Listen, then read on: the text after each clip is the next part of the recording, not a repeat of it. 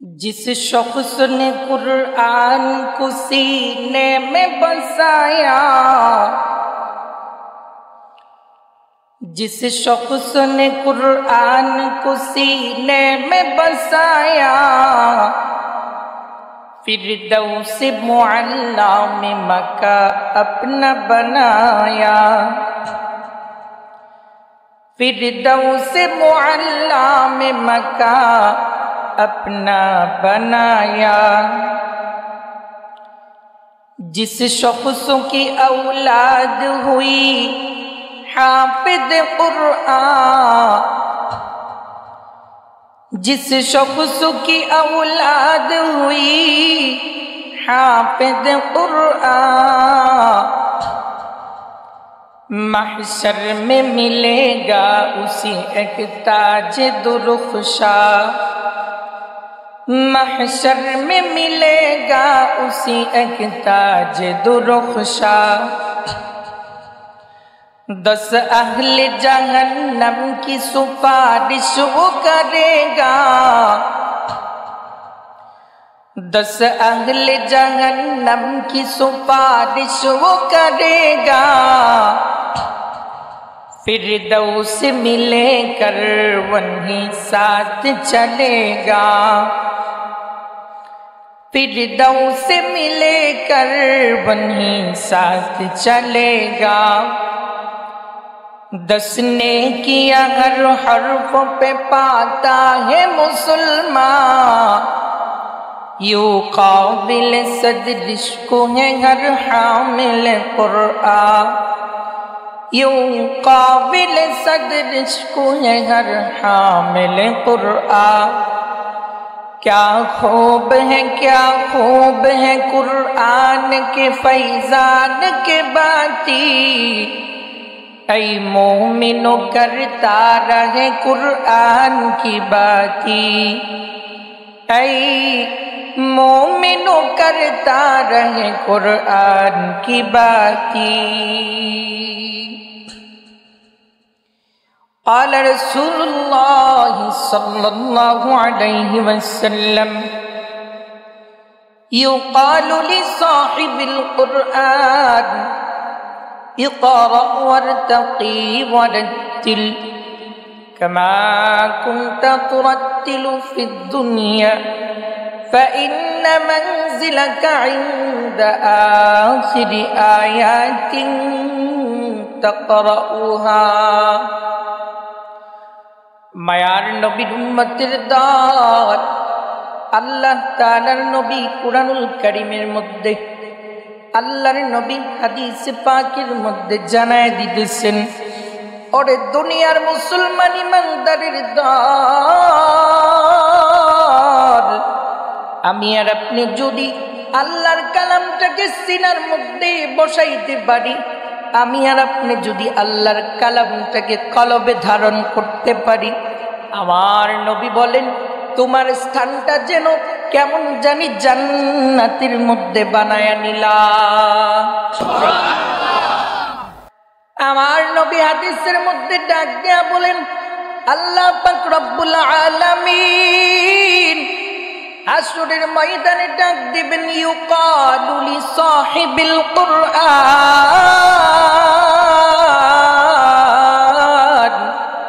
ও হাফেজে কোরআনের দল তোমরা কোথায়? হাফেজে কোরআন কই? আমি আল্লাহ তোমাদেরকে বলতেছি, হাসরের ময়দানে পড়ো, ইকরা, তিলাওয়াত করতে থাকো। কেমন ভাবে পড়বা? দুনিয়ার মধ্যে যেইভাবে মাধুর্য মিশায়া দুনিয়ার মধ্যে তিলাওয়াত করছিলা, ওইভাবে সুন্দর করে পড়তে থাকো। আমার নবী বলেন হাফেজে কোরআনগুলি তিলাওয়াত করতে থাকবে, তিলাওয়াত করতে থাকবে। আম্মা জানা আয়েশা সিদ্দিকার বর্ণনা অনুযায়ী এক একটা হাফেজে কোরআন যখন 6666 খানা আয়াতে কারিমা তিলাওয়াত করবে, আল্লাহ পাক রব্বুল আলামিন সঙ্গে সঙ্গে তাকে 6666 তালা বিশিষ্ট একটা জান্নাতের মালিক বানায়া দিবে। সুবহানাল্লাহ।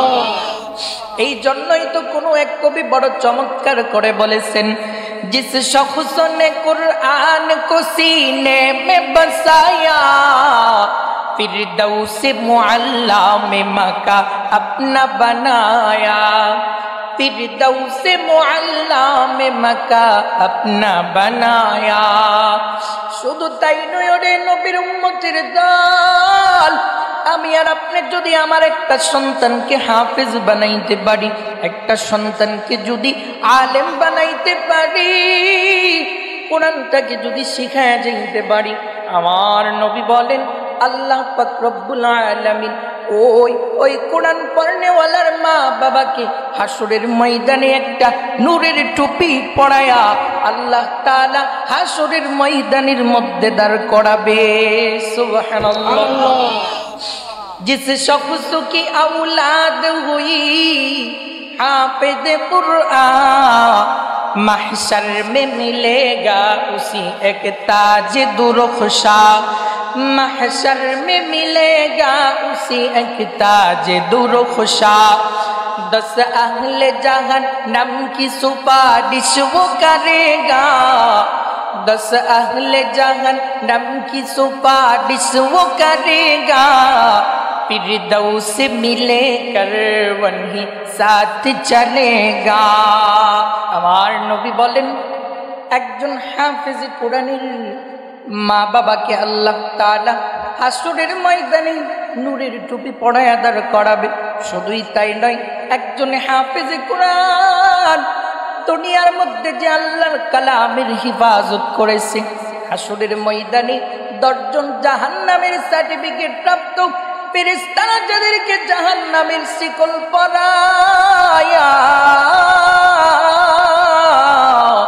জাহান্নামের দিকে নিয়ে যাইতেছে, এমন সময় হাফেজে কোরআন সুপারিশ কইরা 10 জন জাহান্নামীকে মুক্ত করে জান্নাতের মেহমান বানায়া নিবে। সুবহানাল্লাহ।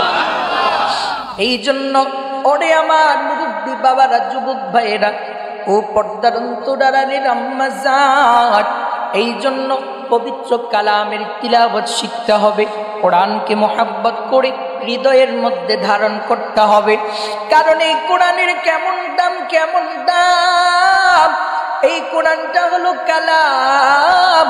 কালামুল্লাহ, সব হলো কিতাব আর এটা হলো আল্লাহর কালাম। বলে যে গোটা দুনিয়া, 7 আসমান 7 জমিন, জান্নাত জাহান্নাম সবকিছু যদি বিক্রি করা হয়, কোরআনের একটা অক্ষরের সম পরিমাণ হবে না। এই কোরআন আপনার আমার সিনার মধ্যে ধারণ করতে হবে, কোরআনের মহব্বত দিলের মধ্যে জায়গা দিতে হবে। ও মুমিন ভাই, কোরআন যদি মুখস্থ করি, কোরআন যদি শিখি, আমার আপনার লাভটা কি হবে? মায়ার নবী ডাক দিয়া বলেন, এই কোরআন আপনাকে আমাকে কবরের মধ্যে কবরের আযাব থেকে হেফাজত করবে, হাসরের ময়দানেও এই কোরআন আপনাকে আমাকে সুপারিশ করবে। শুধু তাই নয়, যতক্ষণ পর্যন্ত আপনি আমি জান্নাত পর্যন্ত না পৌঁছাবো, ততক্ষণ পর্যন্ত আমার আপনার সঙ্গে কোরআন ছায়ার মতো লেগে থাকবে। সুবহানাল্লাহ। আমার নবী সরকারে দু আলম হাদিসের মধ্যে বলেন, মিনাল কুরআনি 30 আয়া শাফাআত লিরাজুলিন হাত্তা ইযা গুফিরা লাহু ওয়া হিয়া তাবারাকাল্লাযী বিয়াদিহিল মুলক। আমার নবী ডাক দিয়া বলেন, কুরআনুল কারীমের মধ্যে একটা ছোট্ট সূরা আছে, যেই সূরাটার মধ্যে আয়াত সংখ্যা মাত্র 30টা। এই সূরাটা যদি কেউ প্রত্যেকদিন রাতের বেলা নিয়মিত তিলাওয়াত করতে পারে রে গোলাম, আমার নবী ডাক দিয়া বলেন, এই কোরআনটা তারে সুপারিশ কইরা কবরের আযাব থেকে বাঁচায়া তারে জান্নাতে নিয়ে যাবে। সুবহানাল্লাহ। এই জন্য আমাদেরকে কোরআন তিলাওয়াত করা লাগবে, কোরআনকে মহব্বত করা লাগবে। কোরআন এটা আল্লাহর কালাম, কোরআন অত্যন্ত দামি কিতাব, কোরআন অত্যন্ত সম্মানিত জিনিস। আল্লাহ আমাদের উপরে দয়া করে, মায়া করে, ইহসান করে আমাদেরকে দিয়েছে। ওরে মুসলমান ইমানদার, আল্লাহর মুহাব্বতের বান্দাদের দল, আমার নবীর সাহাবীর একটা ছোট্ট ঘটনা আপনাদেরকে শোনাই। হযরতে আব্দুল্লাহ ইবনে আব্বাস রাদিয়াল্লাহু তাআলা আনহু, হযরত ইকরিমা রাদিয়াল্লাহু তাআলা আনহু। আব্দুল্লাহ ইবনে আব্বাসের সঙ্গে হযরত ইকরিমা কোনো এক সফরে রওনা করলেন। সফর থেকে যখন তায়েফের জমিনে আসলো, আব্দুল্লাহ ইবনে আব্বাস অসুস্থ হয়ে গেল, তায়েফের জমিনে ইন্তেকাল করলো। তার কাফন দাফনের ব্যবস্থা করবে। আসরের নামাজের পরে জানাজা হলো। জানাজার নামাজ পড়ার পর ইকরিমা বলেন, আব্দুল্লাহ ইবনে আব্বাসকে নিয়ে যখন কবরে রওনা করলাম, তার লাশটা কবরের মধ্যে নামানোর আগে আমি তাকায় দেখি কবরের মধ্যে সাদা একটা পাখি ঢুকে গেছে। আমি কবরের মধ্যে নামলাম পাখি তাড়ানোর জন্য, পাখি চলে গেল। আমি কবর থেকে উঠলাম, আবার পাখি এবার কবরের মধ্যে নেমে গেল। একবার পাখি উঠে, আরেকবার আমি উঠি, এইভাবেই চলতেছে। সময় চলে যাইতেছে, মাগরিবের রক্ত চলে যাবে, মাগরিবের চোখ রক্ত হয়ে যাবে। আমি বললাম পাখি সহই আব্দুল্লাহ ইবনে আব্বাসকে কবরে দাফন করা হোক। আব্দুল্লাহ ইবনে আব্বাস রাদিয়াল্লাহু তাআলা আনহুমাকে কবরের মধ্যে নামালো। ইকরিমা বলেন, আমরা যখন কবরের মধ্যে যখন আমরা মাটি দিতেছিলাম, এমন মুহূর্তে তাকায় দেখি সাদা জামা পরা এক আল্লাহর বান্দা, যাকে কোনোদিন আমরা দেখি নাই, আব্দুল্লাহ ইবনে আব্বাসের কবরের পাশে দাঁড়ায়া আল্লাহর কালাম তিলাওয়াত করতেছে। লা ইউকাল্লিফুল্লাহু নাফসান ইল্লা উসআহা লাহা মা কাসাবাত ওয়া আলাইহা মাকতাসাবাত রব্বানা লা তুআখিযনা ইন নাসিনা আও আখতানা ربنا ولا تحمل علينا إصرا كما حملته على الذين من قبلنا ربنا ولا تحملنا ما لا طاقة لنا به واعف عنا واغفر لنا وارحمنا أنت مولانا فانصرنا على القوم الكافرين। তিলাওয়াত করতেছে, হঠাৎ করে আমরা তাকায় দেখি আল্লাহর বান্দার নাই। আব্দুল্লাহ ইবনে আব্বাসকে আমরা কাফন দাফন কমপ্লিট করে মক্কায় আগমন করলাম। নবীর আরেকজন কলিজার টুকরা পেয়ারা সাহাবী হযরতে সালমানে ফারসিকে আমরা ঘটনা বর্ণনা করে শুনাইলাম। ও সালমান ভাই, এরকম ঘটনা আমাদের সঙ্গে ঘটেছে, এটার কারণ কি? সালমানে ফারসি বলেন, রে ইকরিমা, তুমি কি জানো না আমার নবীর সাহাবী আব্দুল্লাহ ইবনে আব্বাস দুনিয়ার মধ্যে সবচেয়ে বেশি কোরআন তিলাওয়াত করত। তার কোরআন তিলাওয়াতের কারণে কোরআনটাকে আল্লাহ পাখি বানায়া তার কবরের মধ্যে পাঠায়া দিছে। সুবহানাল্লাহ। দসনে কিয়া হর হরফ পে পাতা হে মুসলমান, दसने किया हर हरफों पे पाता है मुसलमान, यूं काबिल सदरिश्क है हर हामिल कुरआन, यूं काबिल सदरिश्क है हर हामिल कुरआन। এই জন্য সময় পাবো তো আল্লাহর কালামের তিলাওয়াত করো, আল্লাহর কালামকে মোহাব্বত করব। কয় আল্লাহর কালামের কেমন দাম জানো? আল্লাহর কালামের মধ্যে যদি কোনো একটা কাপড় লাগে, ওই কাপড়টার দাম বেড়ে যায়। আল্লাহর কালামটা যদি কোনো একটা কাঠের মধ্যে লাগে, ওই কাঠেরও দাম বেড়ে যায়। মানুষ ওই কাঠটা পায়ের মধ্যে লাগলে মুখে নিয়ে চুমা খায়। ওরে মুমিন, যে আল্লাহর কোরআন কাঠের মধ্যে লাগার কারণে যদি কাঠ বড় দামি হয়, কাঠের মধ্যে যদি মানুষ চুমা খাইতে পারে, তুমি আর আমি যদি ওই আল্লাহর কালামটাকে হৃদয়ের মধ্যে ধারণ করতে পারি, তোমার আমার দাম আল্লাহ তাআলা কুদরতি ভাবে আকাশ চুম্বি বাড়ায়া দিবে। সুবহানাল্লাহ।